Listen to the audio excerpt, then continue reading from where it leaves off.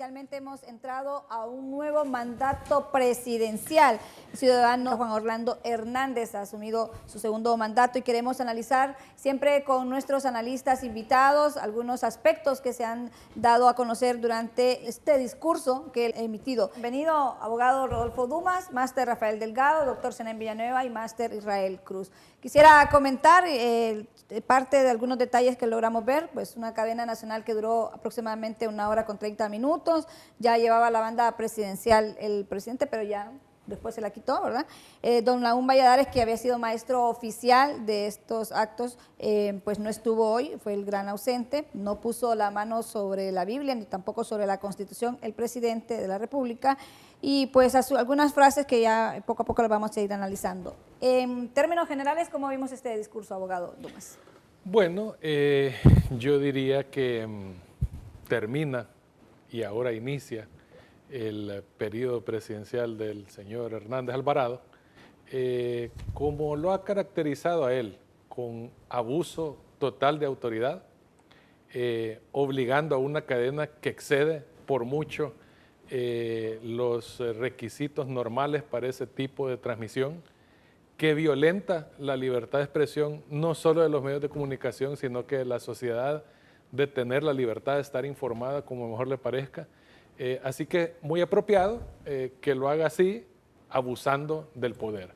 Se consuma con este acto que acabamos de ver, de este meeting político y de la letanía presidencial, se consuma la violación al artículo 4 de la Constitución de la República, específicamente en cuanto a la alternabilidad en el ejercicio de la presidencia de la República. Entonces, un día sombrío para Honduras, ominoso diría yo en muchos sentidos, y bueno, a esperar que toda esa interminable lista de promesas que se nos han presentado hoy, por lo menos una que otra se haga realidad. Lastimosamente, con este entorno de violación a la ley, de irrespeto a la institucionalidad y de falta de cultura de legalidad, se hace difícil creer que siquiera la mitad de esas promesas sean posibles. Es un ambiente complejo donde la parte educativa y sobre todo la parte económica son retos enormes. Aquí tenemos expertos que nos podrán ilustrar con mayor amplitud sobre esos temas, pero ciertamente los retos económicos, a pesar de todas estas promesas de 17,000 viviendas y de una interminable cantidad de mejoras de infraestructura, serán difíciles contrastado con la realidad que vive el país. Máster Delgado, un discurso bastante político, lleno de promesas, porque sí creo que ha duplicado las promesas de su gobierno anterior. Sí, definitivamente. Y en el contexto de un escenario muy bien arreglado, un escenario, yo diría hasta cierto punto artificial, ya que no se contaba como en anteriores tomas de posesión con la presencia de la comunidad internacional, que en alguna medida da realce al evento y trasluce no solamente seriedad del acto, sino que reconocimiento internacional con la ausencia de las bancadas principales de la oposición. Entonces, como hondureño me siento realmente impactado negativamente por el evento. Se notaba ese sesgo político. No existía un ambiente de fiesta natural, de alegría natural, sino que se trataba de un evento donde se nota que la intención era demostrar fortaleza donde no existe. Abundaban mucho las banderas del Partido Nacional, cuando realmente lo que tuvo que haber existido en ese evento era la presencia de los símbolos nacionales, ¿ya? Y no de los símbolos partidarios. Por otra parte, el discurso del presidente, pues lleno, como ya dijeron, lleno de promesas, pero que lastimosamente chocan en la conciencia de todos los hondureños. ¿Por qué? Porque detrás de esas promesas debiera de existir un ambiente de credibilidad, y eso pues crearía expectativas positivas en la población. Pero eso es lo que hace falta en este gobierno, credibilidad, ¿ya? Es un gobierno que por mucho acto político que se haga, por mucho juramento que se realice, ahí queda siempre detrás de eso la ilegalidad y los vicios, las irregularidades durante el proceso electoral. Por lo tanto, no me siento como muchos hondureños, no nos sentimos a gusto con el evento. Creo que se avecinan situaciones y momentos difíciles para la nación.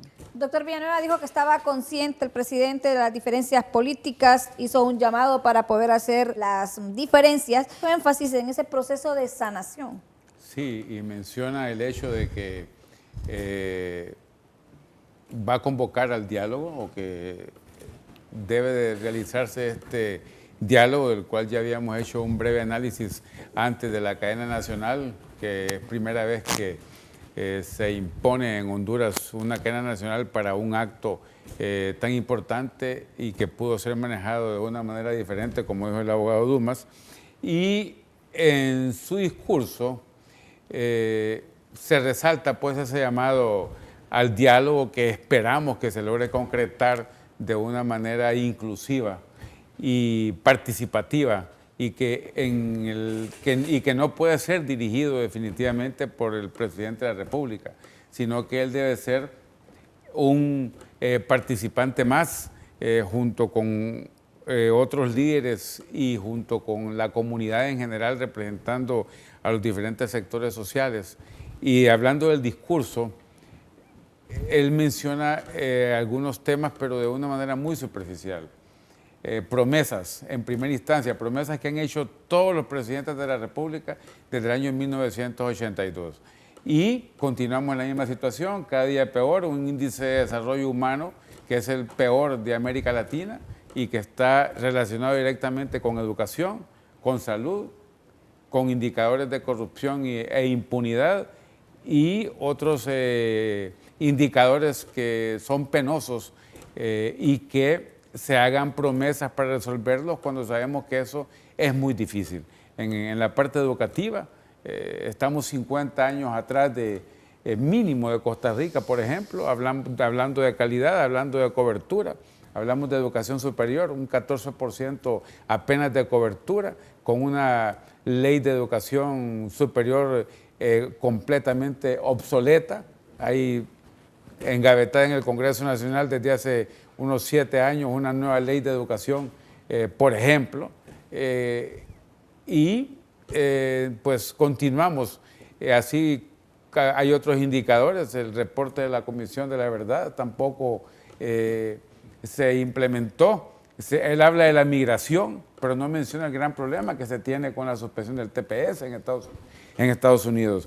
Y habla de seguridad, pero de represión no habla en sí, y tuvo que haber fundamentado más el tema de la seguridad en la prevención, porque en la prevención es donde realmente nosotros a mediano y largo plazo podemos solucionar el problema de la seguridad. Y así, habla del tema de la salud, pero no habló del gran problema del seguro social y todo lo que ha ocasionado este famosísimo escándalo que se generó en el Instituto Hondureño de Seguridad Social y que las consecuencias las vamos a seguir viviendo durante muchos años. Así podemos hablar pues de varios temas, pero algo que tiene que ser muy puntual es el fortalecimiento de la institucionalidad, y eso solo se logra con credibilidad y que se logre concretar un gran diálogo nacional, pero un verdadero diálogo. De lo contrario, no.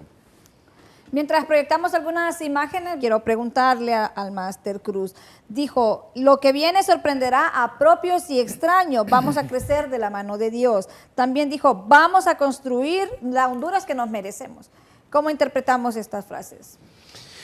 Bueno, de hecho tenemos dos Honduras, la que está en el estadio, que ha sido prefabricada, y la que está en las calles y que no es visibilizada, pero que sí sabemos por las redes que está siendo reprimida, que hay un cerco militar ahí reprimiendo esa propuesta. Entonces ahí tenemos dos Honduras. Y en su discurso él habla de eso, de sanación, de reconciliación, que la familia no debe estar dividida, y se adelanta a decir de que aquí termina la reelección, que va a ser normada.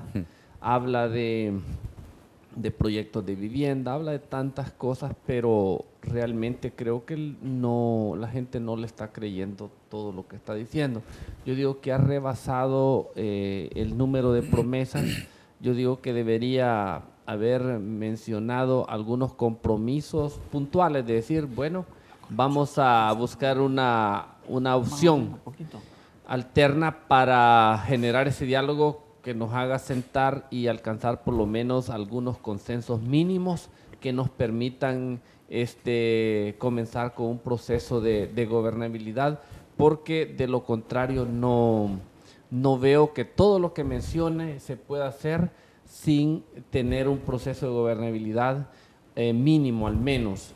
No creo que se pueda ejecutar absolutamente nada, porque la oposición no tiene una agenda puntual, sino que tiene un proceso indefinido. Se ha declarado de manera indefinida de seguir en su protesta hasta lograr que se alcancen algunas de las exigencias. A eso súmele todo el escándalo de la corrupción, todo lo que la bandera que lleva, digamos, la misión de apoyo contra la impunidad y la corrupción. Entonces yo veo que su discurso redundó en muchas promesas, pero que esas promesas, el hecho de decir de que vamos a sentar, vamos a respetar las diferencias, vamos a hacer esto y vamos a normar la reelección, creo que eso no le quita el calor a las llamas que se han encendido en todo el país por parte de una oposición que está allí día a día. Entonces yo creo que se redundó mucho, pero no se concretó en cosas puntuales para abrir esa hoja de ruta que devuelva la gobernabilidad al país. Y fíjese que me gustaría hacer un comentario, y es en relación a que él hace una serie de promesas que, como lo dije en su momento, pues son promesas que se repiten cada 4 años, pero que para que se puedan concretar, no en su totalidad, sino en parte, se requieren grandes recursos económicos. Y para eso, lógicamente, lo que se necesitaría sería acceder a préstamos a nivel internacional, porque a donaciones son pocas las oportunidades que tenemos, porque, por ejemplo, la cuenta del milenio, estamos castigados desde allá por el 2007, 2008, debido a la gran corrupción que impera en nuestro país, acompañada de la impunidad, y que la semana pasada se le terminó de dar otro tiro de gracia con lo que sucedió en el Congreso Nacional. Pero sí me gustaría escuchar al máster Delgado, porque sabemos que Honduras está extremadamente endeudada. ¿Y de dónde vamos a sacar recursos entonces para poder cumplir con todas estas promesas?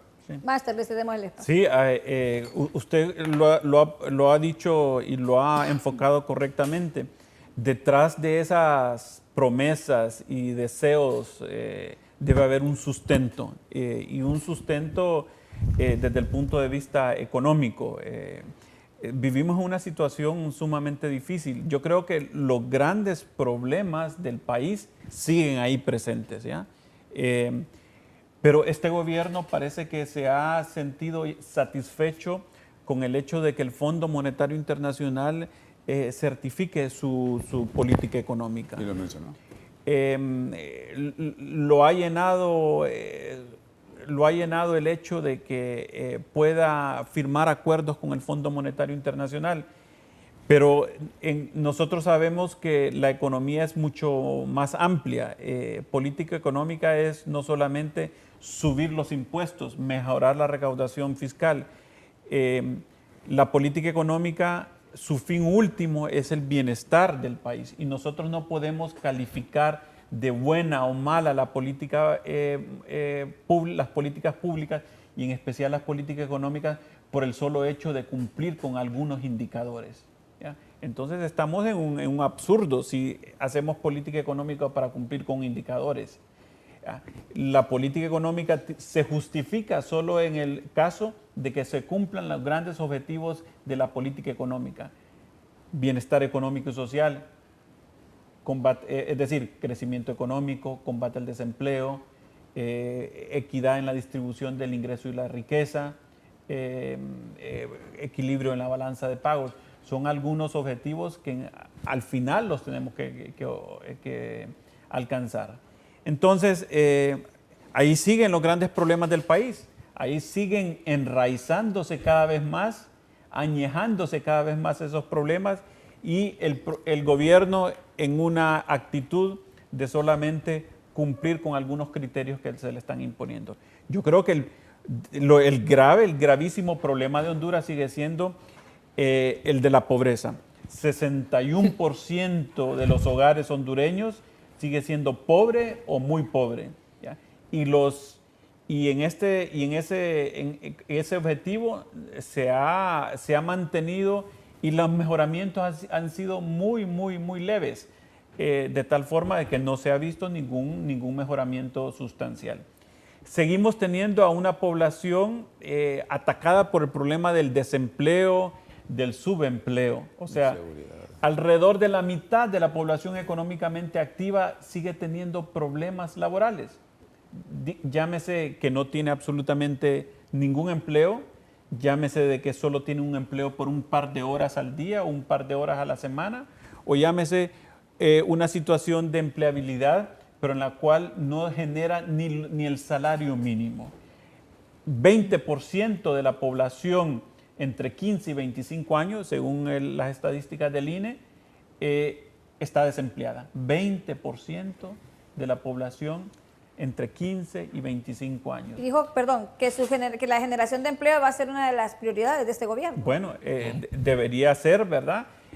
Porque tenemos entonces la población joven, la población dinámica, la población que viene surgiendo con muchas ganas, con muchas esperanzas y con muchos sueños. Esas personas son las que deberían estar incorporadas plenamente en el mercado laboral y no lo estamos logrando.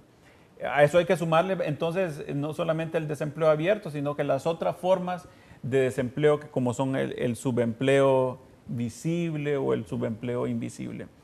De tal forma entonces que, repito, los grandes problemas siguen ahí creciendo y enraizándose, sin ninguna solución visible en el corto plazo, ni en el mediano plazo, ni en el largo plazo. Ya voy a seguir con ustedes después de esta pausa comercial.